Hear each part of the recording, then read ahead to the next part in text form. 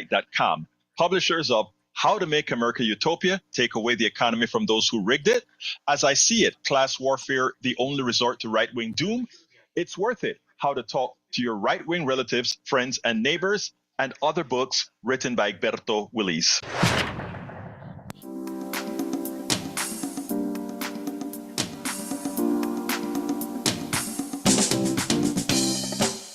Welcome to Politics Done Right. My name is Egberto Willis, your host. Good morning, Houston.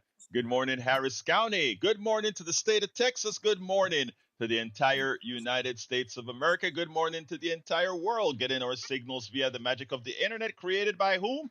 Created by you, but now controlled by the billionaires, and something that we must wrestle back to the people, for the people, by the people. Before further ado, we head out to the studios where we have the magic of two geniuses making all this stuff work. Well, Jack, did Stanley, it's Stanley. Stanley? Okay, yeah, this is Laurel.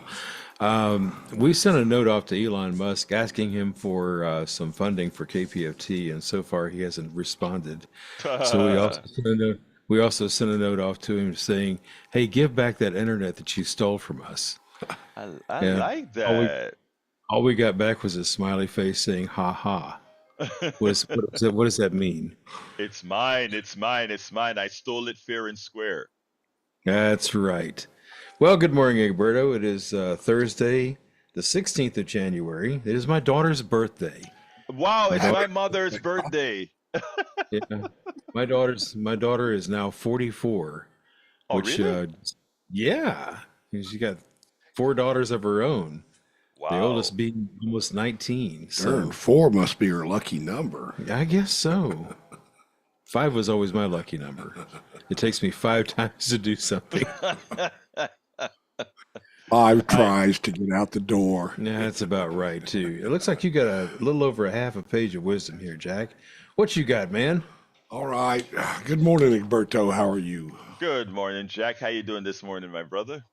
I'm good, sir. All right. Michigan Republican politicians have no shame trying to delay an increase in the minimum wage of $12 an hour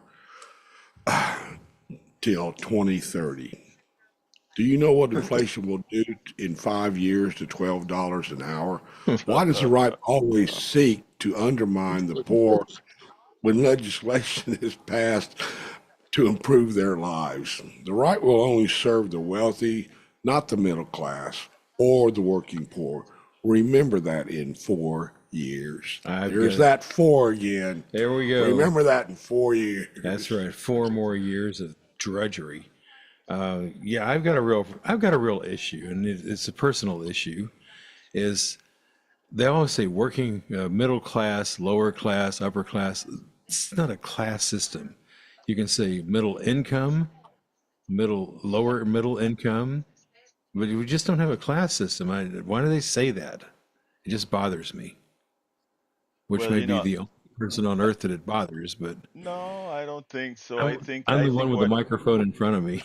Well, look, what I think, man, is we officially don't have a class system, but a lot of people would like to have that. There's this stuff about feeling you're better than somebody else, that kind of stuff. So, hey, I am with you. It is ridiculous. I mean, a stockbroker would be considered a high class guy because he makes a lot of money. Yet a teacher is more important than anybody else, but he gets more respect. So I'm with you, my brother. We have an income system and one that's not working very well right now. Silence. That was my turn. No, that was my turn. Jack and I were just moving around chairs in here. Oh, y'all playing chairsies. Yeah, well, yeah. We were playing footsies earlier, but the audience is not supposed to know that. Listen to Jack back there. Man! All right, we are off to a roaring start. Hey, it's Neil Aquino Day. Good morning, Neil. Good morning. Good morning, studio. Good morning, vast global audience through all the various streaming and airwaves. And good morning, Egberto. Good morning. I'm glad that you mentioned all the different streaming airwaves. Note, folks, that we're streaming everywhere. We're streaming on the Facebook page for KPFT. We're streaming on YouTube. We're streaming on Instagram. We're streaming on Telegram. We're streaming on uh, uh, Substack, and we're streaming on TikTok. So we're all over, our brothers and sisters. And of course, you're listening to us over the magic of on air, KPFT 90.1 FM, the airwaves. And folks, before we get started, don't forget Elon Musk is in power now. And you know what they're going to do with public radio? They're going to try everything to make sure we are not heard. So you guys need to please remember to support us at 713-526-5738, extension number 1 to donate to the station. Remember, none of that comes to me. Yesterday, somebody called and said, "You need to be fired." I'm like, they don't pay me. How can someone be fired if they're not paid? But anyway, I do want to respond to something though. I do want to respond to something because I went back and listened to one caller. I'm coming to you right now, Neil, but I want to get this straight. I went back and listened to one caller who was complaining that I am biased, and when certain folks on the right call, I throw them off, and et cetera, et cetera. And I went back and I listened to several things, and it's completely untrue. What's true is I will not let a string of lies get told. I'm not gonna do what they do on network TV that allow uh, ABC, CBS, NBC, MSNBC allow right wingers to come on and just use their airwaves to give a litany of lies. And by the time they're done with their penultimate lie, you've forgotten what it's all about, but America has heard it and it starts to form a part of their psyche. So the modus operandi here is as soon as I hear a lie, I don't throw you off the program. That's not the modus operandi here. I stop you and I ask you to stop when I stop you so that I can correct the record and then move on, and you can continue either with a truth or whatever the hell you want to say. But again, politics done right and the KPFT airwaves will not be used for you to tell lies. I mean, it's open here. You can come on and talk, but your lies will be refuted immediately. So my friends that call and say I cut you off, I cut off a lie. If for some reason I cut off a lie that turns, or I cut you off for a lie that I say is a lie that really isn't a lie, I am humble enough to apologize and say, "Oh, I guess I was wrong." I don't have a problem doing that. But while to keep order on this program, if I tell you to stop, I ask you to stop so that we create a pleasant experience for the listener. This show is not for me or you, it's for the person that's out there in their car, out there on the internet, listening. And we want to make sure the experience as we're exchanging information is pleasant for everybody. Thank you so kindly. Anyway, brother Neil Aquino, great seeing you, my friend. How is it going? Oh boy, it's going all right, and we're here this morning. We were talking this morning about all the tech billionaires before we went on the air. They're going to be on the stage up there with the individual Trump, the TikTok, and don't worry, TikTok, they're not banning it come Sunday. They're committed to find a way to keep it going. They don't care if it's helping China or someone on Neptune about to invade us. Trump likes it, so it's they don't care. They don't care one bit. They don't care one bit whether it's good or harmful or not. It's just how does it affect the dear leader Trump is their concern. I have my usual run of local content, the Houston Democracy Project, the HoustonDemocracyProject.com, have a blog and a variety of efforts. And I just want to address 3 points today. Post I wrote, and I know you've referenced it, Egberto, and the headline on my post is, "If leaving social media sites enabling authoritarianism," which is all of them, consider how you'll keep in touch with grassroots activism. So I see a lot of people that are going to leave Meta. which is Threads, Instagram, Facebook. I know one or two people I know who have, but just think about if you do what you want to do. I'm not here to tell you to do it or not. I don't know which tech James Bond villain is better or worse. I find them all worse. I think they're all tied for worst. You see how quickly Bezos and Zuckerberg are in there with Musk. They're all tied for worst. It's your call.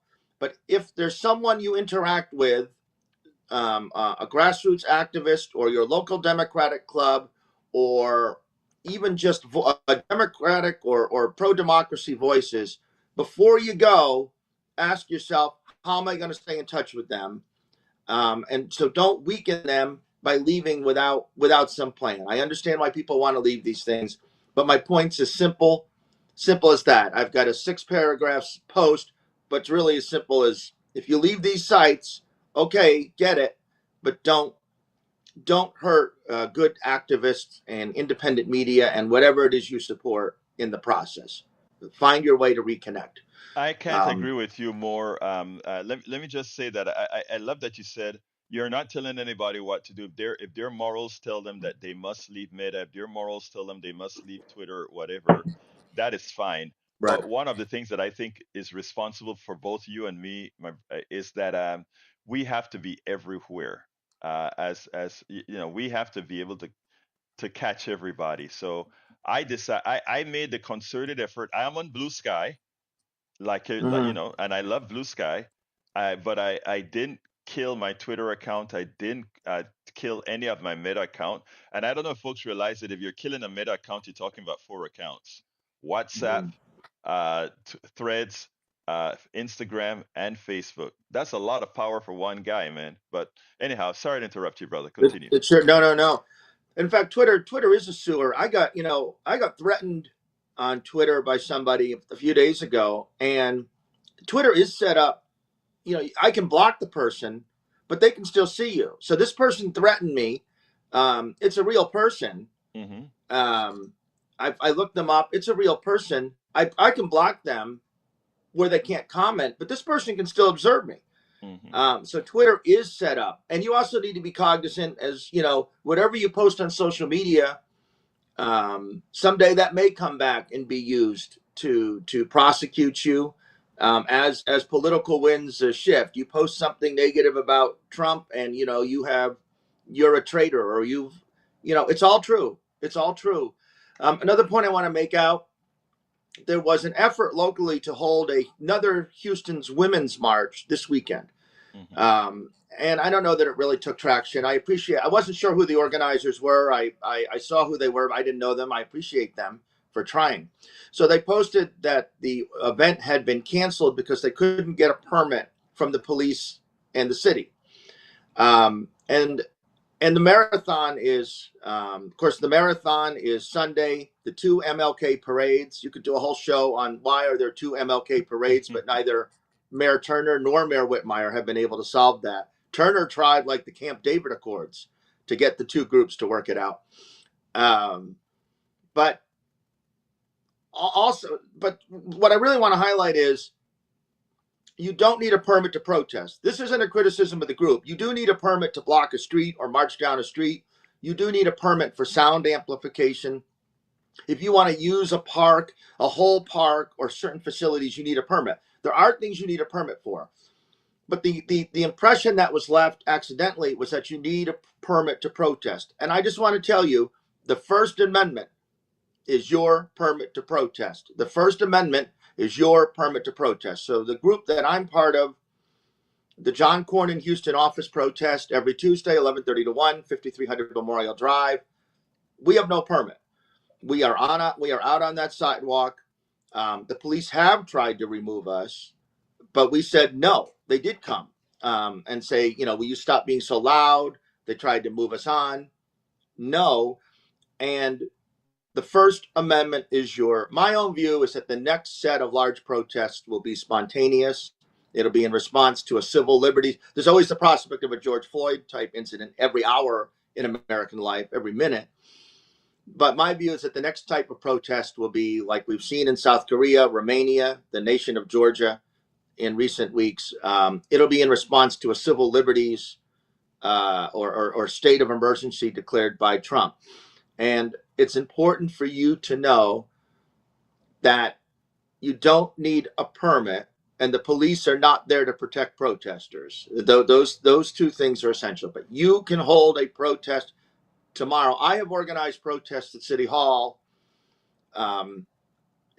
without a permit. I had 50 or 60 people for one specific action.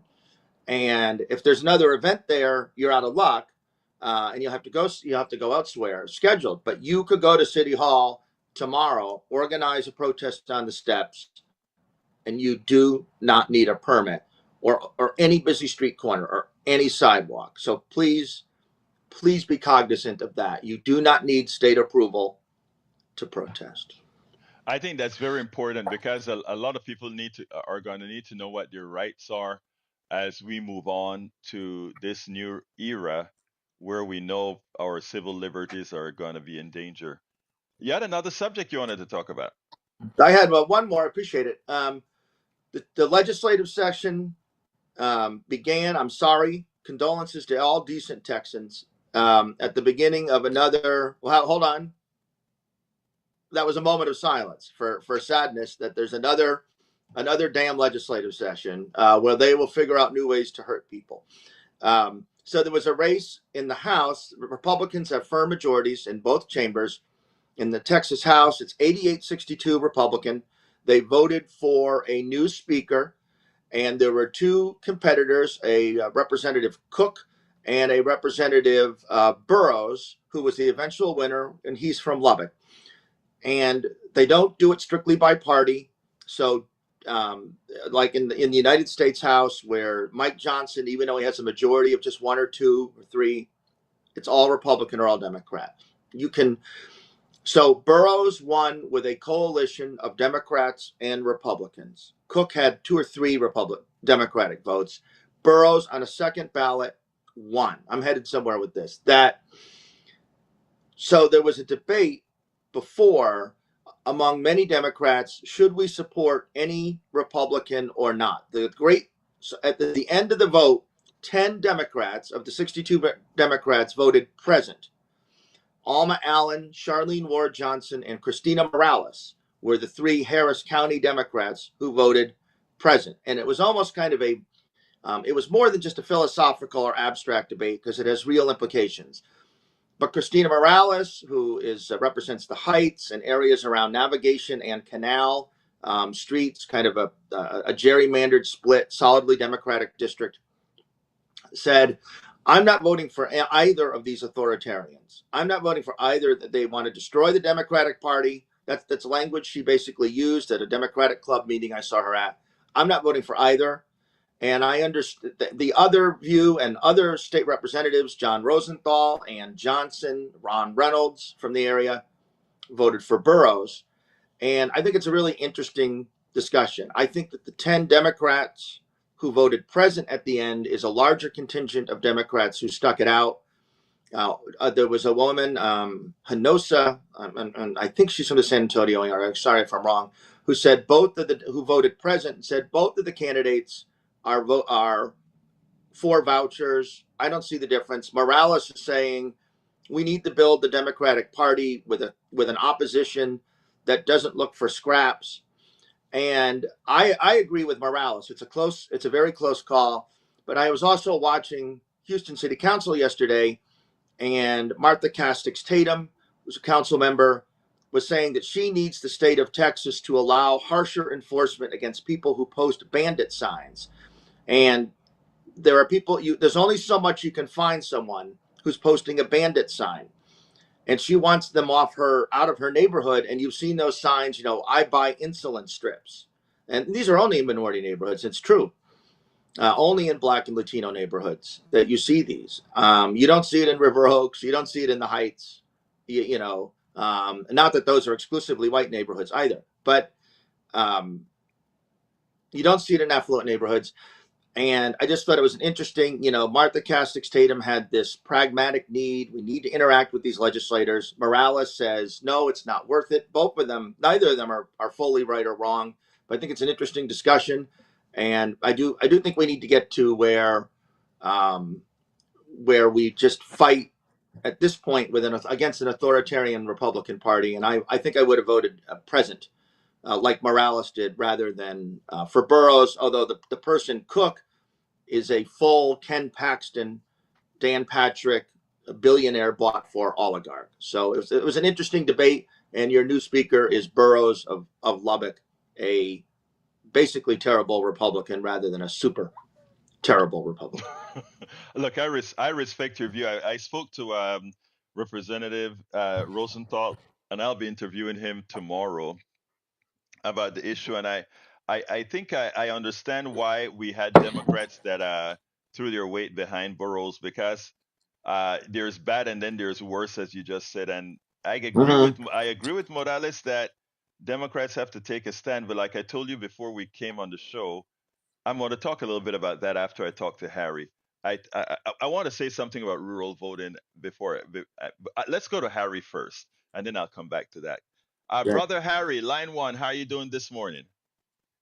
Good morning, Brother Roberto. Good morning, Howard. Happy birthday to your daughter. And we love you starting the show with Kenny G's Baby G. Good morning, Magic Jack. And happy to you, Neil Aquino. You keep doing the good work, explaining how people need to get out there and protest. But and I'm glad that you told people about police. You have to be careful when you do go out there and protest, because police are not there to always be helpful to you. They can be bullies, so you got to be careful. But anyway, Roberto, I like what that caller Mike said. People like Louis the Loser, who called you yesterday, and was jumping all over you. People like him disrespect you. And my brother Alan has some very hard things to say about has said hard things about Bard, and he has a nickname for Brian. When Brian doesn't tell the truth, he calls him Lying Brian. So these guys disrespect you, and it's a shame that they do, and they're always trying to do an I got you moment. And I'm glad you call them on it, and you handle yourself well, Roberto. You got people that hate on you, and when you tell the truth, most of the time, just about all the time. If you make a mistake, you will correct it. But I'm glad you call people out on that. But what I mainly called for is what Neil Aquino talked about there briefly. I was listening to President Biden's farewell speech last night on NPR, and he was warning. It kind of reminded me of Ike Eisenhower when he warned about the military and the military-industrial complex. The military-industrial complex, and he warned against the oligarch, plutocrat, and he also talked about how we don't want to. He told the American people how you have to be careful with these people because they want to be in control of this country, and we have to fight back. And then they think it's all right, like on Mark Zuckerberg's Facebook and social media, that it's fine not to fact check, that it's okay to lie. And as you're always talking about, you're not going to let nobody come on this show and lie. And I commend you for that because a lot of times people get duped into a lie, and they think a lie is true, which it's not true. As I discussed with Howard last year about Joseph Goebbels, it's important that we fact check. It's important that we have the truth out there. And that's why it's good to have callers like Patrick, like Johnny, like Augie, Bruce, Moses. Trying to think of some of these other callers. We have a lot of great callers. We got a lot of great callers. But let me just tell you that want the truth out. And they combat people like Brian and Bard, right, who a lot of times don't tell the truth. And it's good that we have knowledgeable people out there, because this show is an edification show, an educated show. I learned things and things that I know that I feel that people should know. I put out there and contribute as well as I do the conversation show with Michael Woodson show that comes on at 8 o'clock. What I call it. It's good to have people like Jane and on that show, and Oh, another one, Rick, a few Harry, others that thank are you very very much. knowledgeable. Harry, So you we guys gotta have a go. good. Thank you, my brother. Appreciate you and appreciate you. Listen, thank you so kindly and thank you for the kudos. Yeah, look, we are not going to let anybody just come on and lie. And like I said, I'll make mistakes. We all make mistakes, and mistakes made will be corrected and will be corrected on air for everybody to know. The one I don't- you know I know a lot of folks think I take a whole lot of crap from the right and that I shouldn't. But let me just say, I have what's called compassion and grace in this regards. I know that the system has, in order for this system to function, it has to indoctrinate and lie to people. That's the only way this system continues. It has to indoctrinate and lie to people. That's the only way you get people to vote against their own interests. That's the only way you get people to do all these things against your own interests. So a lot of these people that call in, they actually believe that they are right. And people can say, "Well, you believe you're right." Yeah, but what I do that many of these folks who call in from the right don't is I get information from all sources, make sure they're credible, etc. What a lot of our right wing callers do is they just regurgitate the information that's told to them. As an example, on our chat right now, we have welcome aboard Melanie Keelan from Barcelona, Spain, and welcome aboard Paul Fleming from Atlanta, Georgia. We have one person in this room. That's all he does. He does no critical thinking. He just regurgitates things from right wing sources. And he doesn't try to, many times, he doesn't even try to figure out why what he's saying is so nonsensical. But he's here. And I am happy that he's here because even as he may not be listening, there may be something in his life at some point that merges with something that I say that is the trigger for him willingly seeking the truth. Okay? Welcome aboard, Gayla Kunis as well. Anyway, come on in, El Senor Neil Aquino. Anything else you want to say before I talk about rural areas? No, well, yes. Rural areas. In many of these rural areas, their largest employer is their school district. Mm-hmm. And they continuously they're voting for people who are going to enact vouchers, which are going to gut it. We saw the continued failure to expand health insurance here in Texas, rural communities. I've heard people. I've had been on calls with rural Democrats, and some of them will tell you that they're actually just afraid to go out and say what they want to say Mm-hmm. in their communities. There is that element of intimidation in these rural communities, but Well, yeah. you Go ahead. look at the caller that called yesterday that he disagrees with me. He's wrong, by the way.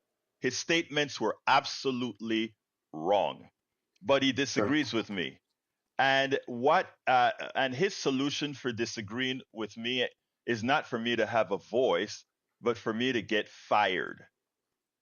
Okay, and that's Yeah. how these people think. Trump doesn't like that people attack him, so what he's going to do, sick the FBI on them. It is that mentality that is so corrosive, that mentality that's so evil. But I want to talk to my rural vote. And that's the plan. That is Yeah, the plan. That exactly, is the plan. Yeah. exactly. But here's the deal.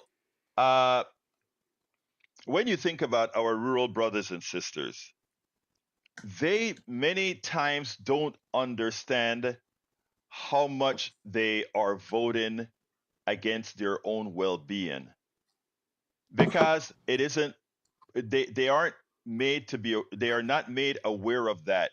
And where I fault many of the Democrats or state representatives, etc., is they go where the masses are. If you take a look at the map of the United States, they said, "Oh, the big red wave," and a person that's not knowledgeable sees a map of where Trump's voting is coming from, and they look at that bright red all over, and they suddenly believe that wow, the country is a majority red.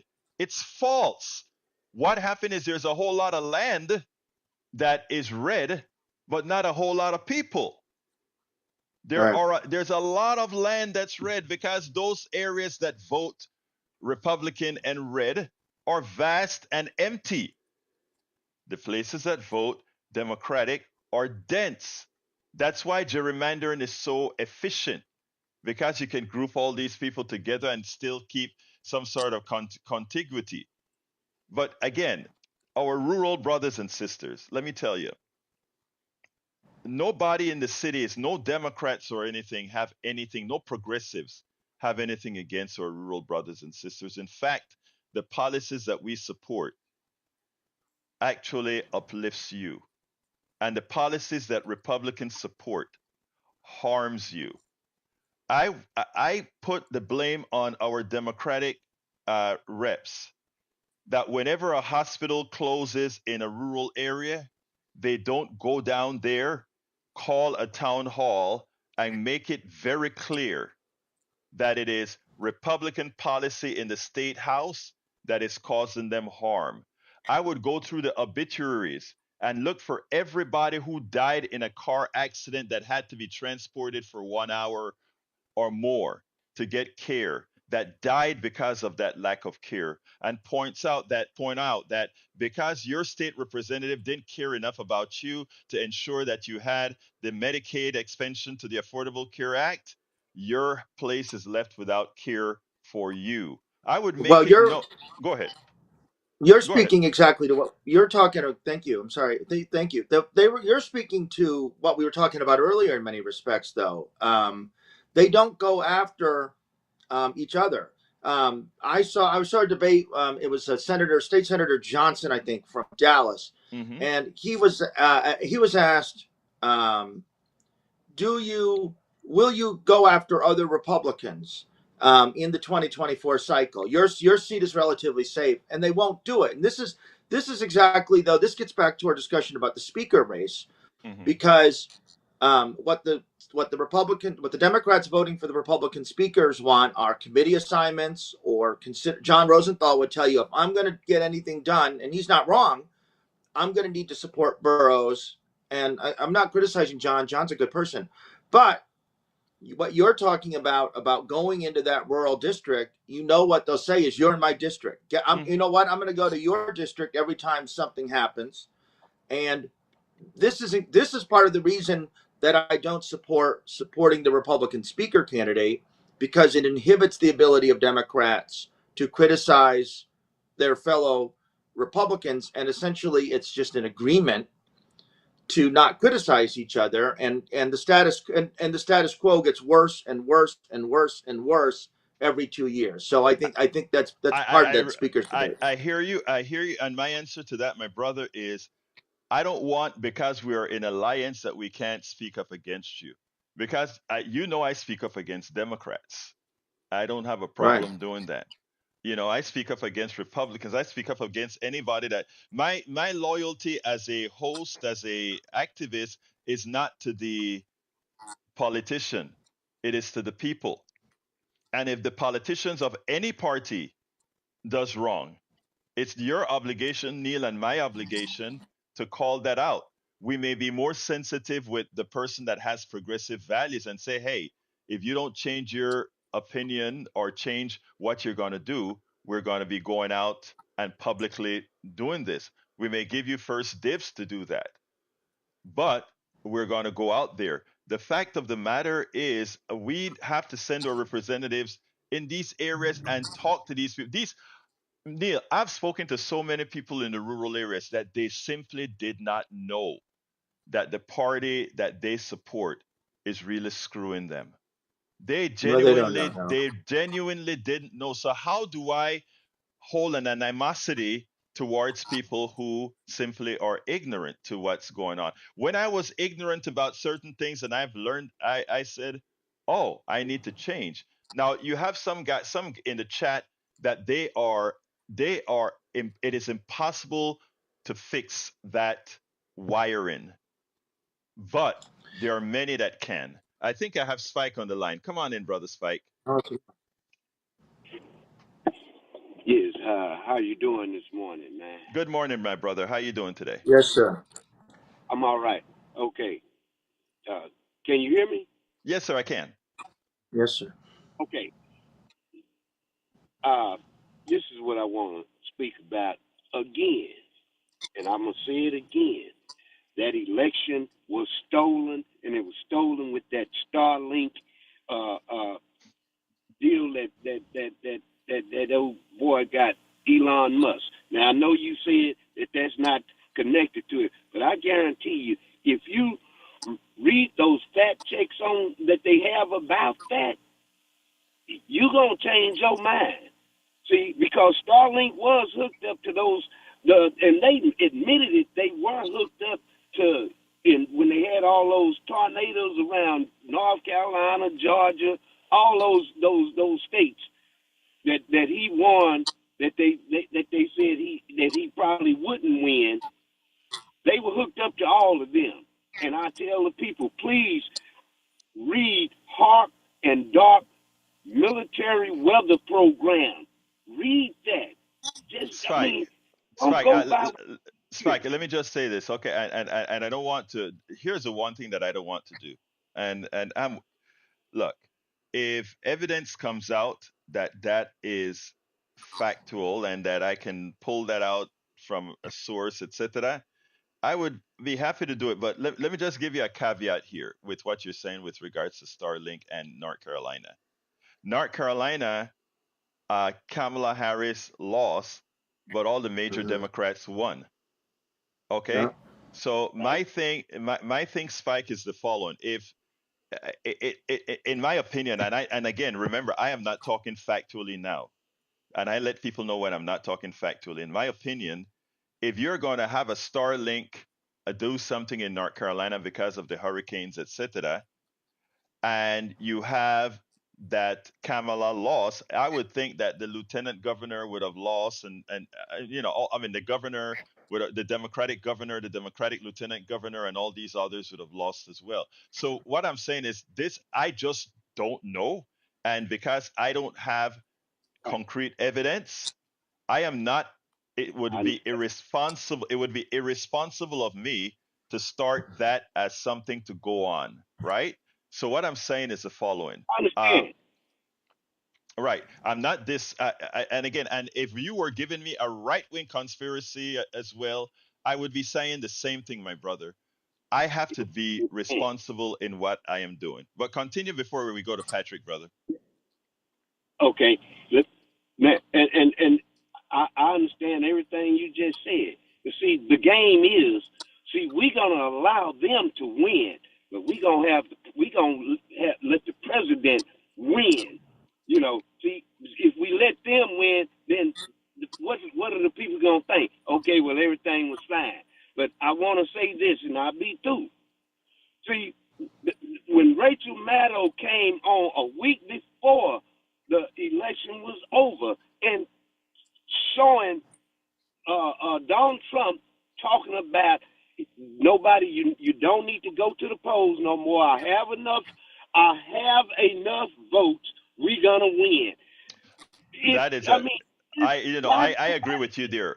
I agree with you there. That's an interesting statement, and you're right there. That's an interesting statement. There could be, look, why the let me tell media didn't Spikes, take that up, man. I mean, that should have Spike, stayed in the media.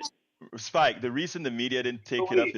is exactly the reason the media doesn't take up a whole lot of stuff. The media is the media is not very good, and the media is Oh, timid, etc. So that's why hey, Spike, guess what? That's why we're here. That's why we have Neil Aquino with the HoustonDemocracyProject.com. Okay, that's why we have all these other be aware. entities out there. But look, let's talk another time because I want to give everybody an opportunity to talk. Thank you, my brother.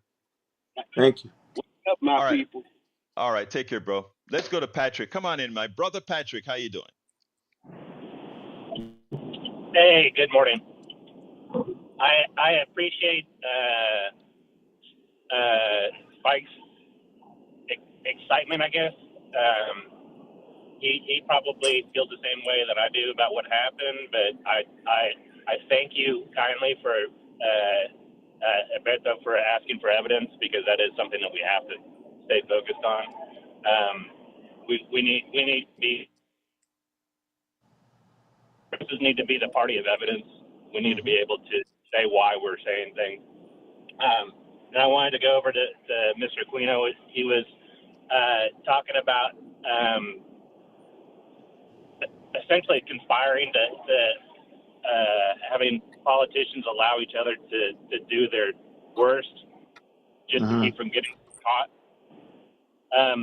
That is, to me, a lot like the same thing with the thin blue line with police.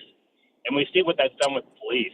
And I agree with you. We do not want politicians covering for each other's underpinned or underhanded tactics. And I want people to look at things that way. Our politicians do need to be scrutinized much more than they are. We should expect these people are supposed to be extremely successful, and they're supposed to be representing mass numbers of people. We need to expect a lot more out of just about every single one of them. There's about 5 that I respect, and the rest should go away. They should just retire to their mansions and do nothing, because that's what they're doing now. And then I wanted to move to the caller yesterday, Luis. He claimed to be a calling for an entire year, and I'm trying to decide if I like Jeff more, if I like Luis more. Jeff, I think we're still waiting on him to research for 24 hours why he voted for Trump, so he could come back and give you a good answer. I think we're still waiting on that. And Luis, I believe he thought that you were from Venezuela, but he's telling us that he listened to Politics Done Right for a year now, and he couldn't give one reason why he didn't like you. And again, that's kind of going back to the evidence thing. If you don't like a politician and you don't know why, there's a problem there. Mm-hmm. You're making decisions not based on what they're good for the people or not, but just how you feel about them from your gut, and that does nothing for democracy. And that is what when we talk about critical thinking, that is what they're trying to teach people not to do. Critically think. I have folks a person in the chat that simply refuse to think critically. And my thing is, I hope people see how when you talk and you talk about. Well, I tell you what. Let me let Neil take care of this, and then I'll move on, because Neil's been quiet for a second. Well, I'll just say the one thing. Thank you for the kind words, and I just say that we do need to be more critically thinking, and we need to be more critically retire to your mansions. Sylvester Turner doesn't have a mansion, but with Sylvester Turner coming to Congress, and he's in his mid-70s, a whole succession of low turnout elections hasn't helped build the Democratic Party. And all week when he was having various festivities and ceremonies to celebrate his entry into Congress for the 1 or 2 terms, I was just like, man, I mean, can't we move to a new generation? Can't we move to someone who will help build the Democratic Party and help us fight? And it's just, and there are a lot of our politicians who really we should be more critically aware of, and they should move on and retire to their homes. I so have to agree with you. I mean, I have to agree with you. I mean, I think it exhausted me. Yeah, people need to start being more respectful toward Gen Xers or Gen Zs or Gen Ys. It is there. I mean, it is time for new leadership. You're absolutely right. I mean, the other day, a millennial comes up to me and he says, "Why don't you run?" I mean, I'm like, my time has. First of all, I don't want to, but my time has passed. It is your time. Why don't you run? It's time. It's time for Patrick to run. Patrick would make a great legislator. Patrick? Well, yeah, people that have a stake in the country's future should be the ones leading it, not the ones that were raised in cotton diapers. By the way, Patrick, I was saying that you need to run, Patrick. You didn't understand me. I was saying you need to run, brother.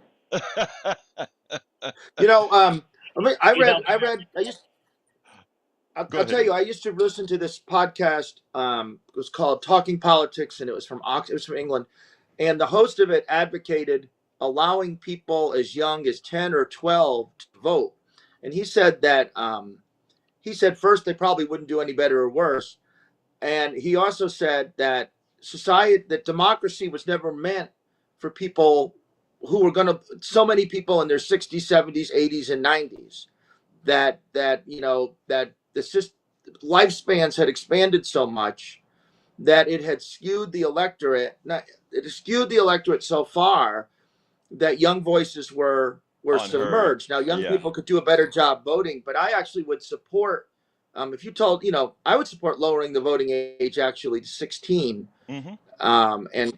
But it was never meant for people towards the end of their life. And of course, 60, you still got a lot of, or 70, you have a lot left. But it is the longer life expectancies are skewing the electorate. Yeah, we need to create a bigger range. But anyway, Patrick, thank you. So anything else to close real quick so I can get to Betty? Yeah, this is just speculation, and I don't like it, but I didn't realize that Trump did stop the TikTok ban. But do you think that just to distract from everything else? Like Yeah, here's what I think he'll do. I'm looking at a thing saying that he's going to create an executive order to keep TikTok going. It wouldn't surprise me at all if he does that, and it wouldn't surprise me either if the Supreme Court delayed and delayed and delayed when he's sued for doing that, which means TikTok will stay open indefinitely, because the Supreme Court doesn't have to take, as soon as, put it this way, as soon as he says TikTok can continue to go, which would be defying Congress, somebody with standing is going to go to the Supreme Court and say, hey, the president has done something illegal. We want you to overturn it. And the Supreme Court can say, okay, you just have to wait till X, Y, and Z. So anyway, Patrick, let me get to Betty because we're sort of running out of time, okay? Yes, sir. Thank you for the extra time. Have a great day. Thank you, brother. All right, Betty, come on in, my sister. Talk to me. Okay, I'm coming. I'm gonna talk to you. The right wingers, they make themselves their own whipping boy. Yeah, they do. That's why we come at them, and you don't fall into their hands. And they need to go back to school and get their brain rewired. The first time it didn't take. They need to go and learn and that, and read the directions this time. But I have a tip for them. Stop at all stop signs. Love you, Alberto. Bye-bye. Love you, Betty. You take care, sister. All right, let's go to Brother Ray. Come on in, Brother Ray. Hey, Brother Alberto. Top of the morning to you. Top of the morning, Brother Neil. Appreciate all you do for the Houston community. Thank you.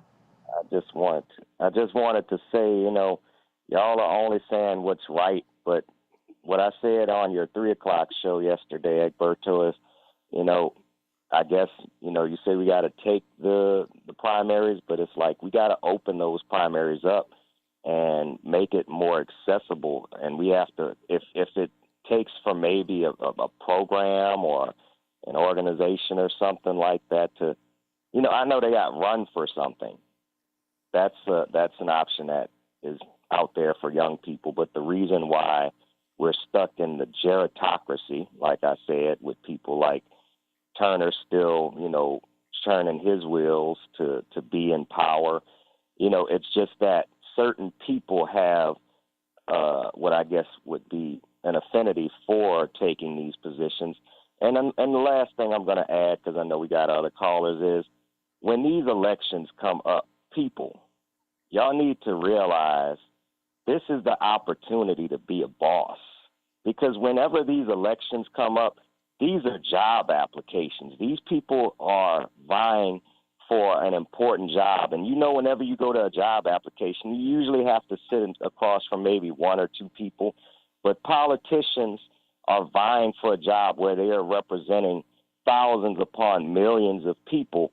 And us as the people need to take initiative and be the bosses we should be and look at these people critically and say, okay, you deserve the job, but I'm also going to be holding you accountable while you're in that position. And if you don't do what you're supposed to do, you're fired at the next election.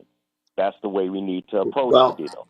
I'm going to leave on that. I'll say really quickly, Travis McGee, who's a Houston activist in Sunnyside, he always uses the term elected employees, and he's kind of popularized it a little bit. But Travis uses the term elected employees, and I've started using it too, and I think it's a good shorthand on how to think of them. Thank you very much, Ray. You're a good man. And as usual, brother Aquino always has some wise words. Okay, let's go to brother Johnny. Yeah, you remember a while back you and I had a discussion about how we should have an experiment where we allow kids as young as 7th or 8th grade to go to the voting polls and vote. Mm-hmm. And Oh, yeah. for every 100, and for everyone, we group these young voters from 7th grade through 12th grade or 11th grade, because you're 17 at that point, that we allow them all to vote, and we take them in bundles of 100. So in other words, it takes 100 young voters to equal one vote. So for every 100 young voters for candidate A, that candidate receives one vote. That way, nobody can say, "Oh, the collective wisdom of these people is not equal to one adult voter." Because I know lots of adult voters who I wouldn't trust to walk my dog. Mm-hmm. So there you go. We need to do. I'm open-minded to stuff like that, so I'm glad that Neil Aquino brought that up. See, you don't hear this kind of stuff on Hate Radio AM. I'm telling you that right now. Yeah, I mean, look. I think when I go to my daughter's, I remember when my daughter was in church and in a church where she was in a group of young, when she was young, 12 and 15-year-olds. I was amazed at how smart these kids are. So, I mean, I don't, the thing about it is how politically aware they are. And listen, I am up for experimentation. So I'm with Neil, I'm with you. I'm up for One experimentation. final thought. When you have a young person like a 17 or a 21-year-old who, let's say, gets into office, the first day on the job, job, that they got elected to, they're not going to steal from the company like Donald has done. Donald has stolen from the company, and he used the White House office to do it. He broke the law. He's a thief. He's a thief if nothing else. So young people, they don't think that way. They think of what in terms of what's good for their fellow man. And Thank you, we Johnny. lose that now by the time we get into our 30s. Thank you, my brother. Have a good one, Johnny. Let's go to Brian. Come on in, Brian, real quick. Yeah, this is from CNN. Of the failed prosecution of Trump, Smith said that the prosecutors cannot control outcomes and only do their jobs the right way for the right reasons. Jack Smith said that. While this report does not conclude that the president committed a crime, it does not also exonerate him of it. Now, I don't know where you're getting your information, but that was nothing but a witch trial trying to overturn the election. That's all it was. To get people to think that he had 34 felonies. That's all that was. And you can't see it, can you? First of all, that is your opinion, and secondly, that is not what he wrote in the papers that he just released, which I read. Apparently, you haven't read it. I read not the CNN implication of the report, but I actually read the pages of the report that points out where the man said, "Guess what, sir? I have what it takes to convict him." So no, he didn't. You came on to our show and you said the report said that he didn't have or something to the effect that he didn't have the goods to convict him. And I told you were wrong. He did say that he had the goods to convict him. Okay, that's all. No, that's absolutely wrong. But your opinion is just that. Your opinion. You feel that that's the reason they prosecuted him. Report. No, again, like I just said. read from the report. Okay, my dear brother.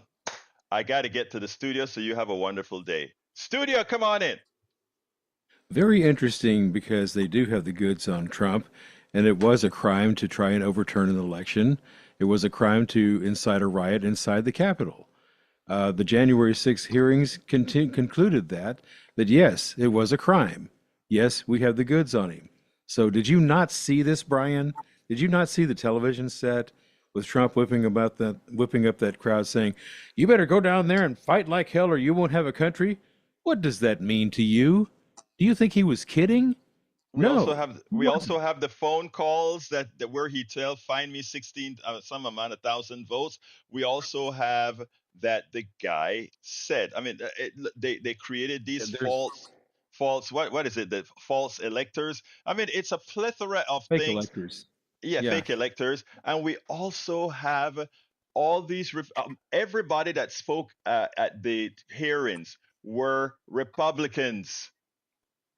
Oh Everybody yeah. that Yeah. spoke at Not to mention Liz Cheney being the chair of it, a I'm not Republican. sure why Brian has a problem with simply accepting that. This is what gets me. These guys think that Trump cares about them. They will go to die for Trump, and Trump looks at them as pieces of crap, and they'll go to Yeah, bat He for him. does. they will go He to bat for does. him. This is something that makes no sense at all to me. This man does not care about you, Brian. He doesn't care. He doesn't know your name. He doesn't think anything of you. You're just a pawn in this nasty game. So once you realize that, I think you're going to see the truth. Yeah, And that's what I've got to say. you wonder sometimes. Anyway, Jack, you got anything to say before Neil closes us out? Jack says that I took up all of his time. All right. Hey, Neil, give me a closer. And by the way, I didn't give Neil the right introduction today. Neil is the founder of the Houston Democracy Project, HoustonDemocracyProject.com. And he also is the chief instigator. I think it's once a week or once a month. Once a week, right? Once a month. Yeah, yeah. Week 415 is next week. I'm a co-organizer of the Corn-In protest every Tuesday, 11:30 to 1, 5300 Memorial Drive. And I was thinking about the use of the term witch trial, because Trump will use it, but witch trials were meant to get at women, to hold down women, and it's probably something that Trump supporters would have been okay with. But I was just thinking of the term. Tell us about your project. The Houston Democracy Project, the HoustonDemocracyProject.com. The blog is one part of it. And do not forget, authoritarianism will need a local infrastructure, and there's plenty of local folks ready to sign up. Thank you, my brother. Hey, folks, I love you all. Remember, politicsandright.com/newsletter. The rest of the show, politicsandright.com/newsletter. Thank you, studio. My name is Egberto Willis. This is Politics and Right. And you guys know how I end this baby. I am what? Out. You're listening to the American Democracy Minute, keeping our government buy-in for the people. Our recent reporting explored the massive contributions to Donald Trump's inaugural fund, reportedly reaching $170 million. What are the rules as to how that